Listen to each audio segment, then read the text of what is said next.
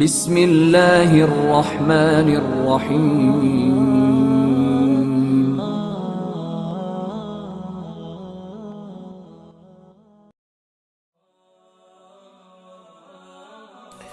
نبی کریم صلی اللہ علیہ وسلم نے فرمایا، نعمتان مغبون فیہما کثیر من الناس، الصحت والفراغ۔ فرمایا دو نعمتیں اللہ تعالیٰ کی ہیں، بہت بڑی نعمتیں ہیں، لیکن اکثر لوگ ان نعمتوں کی قدر نہیں کرتے۔ وہ دو نعمتیں، ایک صحت ہے اور ایک فارغ وقت ہے۔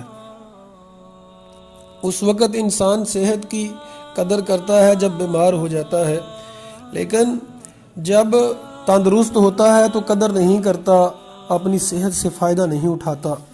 عبداللہ بن عمر رضی اللہ تعالیٰ عنہ فرماتے ہیں کہ نبی کریم صلی اللہ علیہ وسلم نے فرمایا، خذ من صحتک لمرضک ومن حیاتک لموتک۔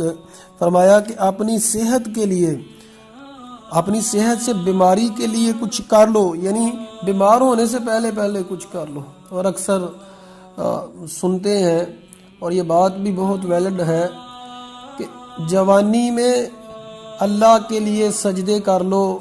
بڑھاپے میں اکثر لوگ نماز پڑھتے ہیں لیکن بغیر سجدے کے، کرسی کے اوپر اسی طرح سجدہ نہیں کر سکتے لوگ۔ تو کئی لوگوں کو دیکھا گیا ہے جب وہ تندرست ہوتے ہیں تو اللہ کو یاد نہیں کرتے، لیکن جب بہت زیادہ بیمار ہوتے ہیں تو پھر خواہش کرتے ہیں کاش میری طبیعت ٹھیک ہو اور میں اللہ کی عبادت کر سکوں۔ نبی کریم صلی اللہ علیہ وسلم نے فرمایا، ترمذی کی حدیث ہے، من سرہ ان یستجیب لہ اللہ عند الشدائد، جو بندہ یہ چاہتا ہے کہ مشکلات میں اس کی دعا کو قبول کیا جائے تو وہ خوشحالی میں، یعنی صحت میں، خوشحالی میں اکثر دعا کیا کرے۔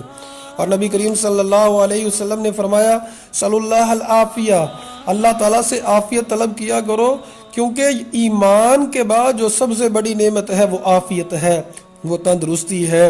نبی کریم صلی اللہ علیہ وسلم نے ہمیں صبح شام کی جو دعا سکھائی، اللہم انی اسألک العفو والعافیہ فی الدنیا والآخرہ، تو عافیت کا سوال بھی کرنا چاہیے اور ایسے کام کرنے چاہیے جس سے عافیت اور تندرستی ملتی ہے۔ اپنی صحت کی قدر کرنی چاہیے، ایسی غذائیں نہیں کھانی چاہیے جس سے آپ کی صحت بگڑ جائے۔